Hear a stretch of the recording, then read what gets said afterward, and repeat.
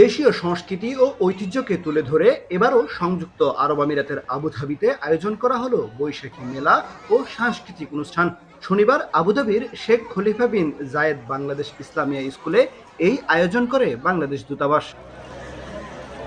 পিঠাপুলি, পান্তা ইলিশ, দেশীয় খাবার, বই, হস্তশিল্প ও জুয়েলারি মিলে প্রায় 15টি স্টল এতে স্থান পায়। মেলায় লাল সবুজের পতাকাবাহী প্রতিষ্ঠান বিমান বাংলাদেশ এয়ারলাইন্স সহ অংশ নেয় বিভিন্ন এক্সচেঞ্জ হাউস। বৈধ পথে রেমিটেন্স প্রেরণে প্রবাসীদের উৎসাহিত করেন তারা। দুপুরের পর থেকে ভিড় বাড়ে মেলায়। সন্ধ্যায় কানায় কানায় পরিপূর্ণ হয় মেলা প্রাঙ্গণ। প্রত্যেকটা পিঠারই ভালো আমরা রেসপন্স পেয়েছি, সবাই খুব এনজয় করেছে। যারা বাচ্চারা ইংলিশ মিডিয়াম স্কুলে পড়ে তারা বাংলাদেশ সংস্কৃতি সম্বন্ধে জানতে পারে। বাংলাদেশের সংস্কৃতি থেকে অনেক কিছু শিকার আছে। দিনব্যাপী এই আয়োজনে রাখা হয় ভিন্ন ভিন্ন পর্ব। সকালে মেলার আনুষ্ঠানিক উদ্বোধন করেন রাষ্ট্রদূত। সন্ধ্যায় সাংস্কৃতিক অনুষ্ঠান ছিল বিশেষ আকর্ষণ, যেখানে শিশু কিশোরদের পরিবেশনা ছিল চোখে পড়ার মতো।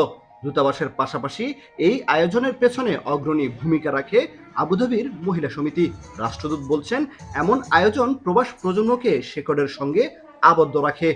অনুষ্ঠানের মাধ্যমে আমাদের যে বাংলাদেশের যে স্বাদ, সংস্কৃতি, খাবার দাবারের টেস্ট, আমরা পোশাক আশাক সবকিছু যেন আমরা অনুভব করতে পারি। প্রাণোচ্ছল যে সমস্ত কর্মকাণ্ড দেখছি তাতে আনন্দিত, যে আমি মনে হয়েছে যে প্রবাসে যারা বসবাস করছে স্বদেশ থেকে অনেক দূরে, তারাও বাংলাদেশের সংস্কৃতি ভুলে নেয় এবং ঐতিহ্যের সাথে সুন্দরভাবে সংস্কৃতির সংস্পর্শে রয়েছে। প্রবাসীদের স্বতঃস্ফূর্ত অংশগ্রহণে মেলা প্রাঙ্গণ পরিণত হয় বাঙালির মিলন মেলায়।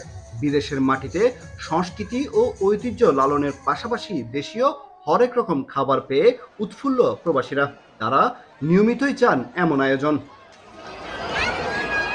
কামরুল হাসান, জনি, এখন সংযুক্ত আরব আমিরাত।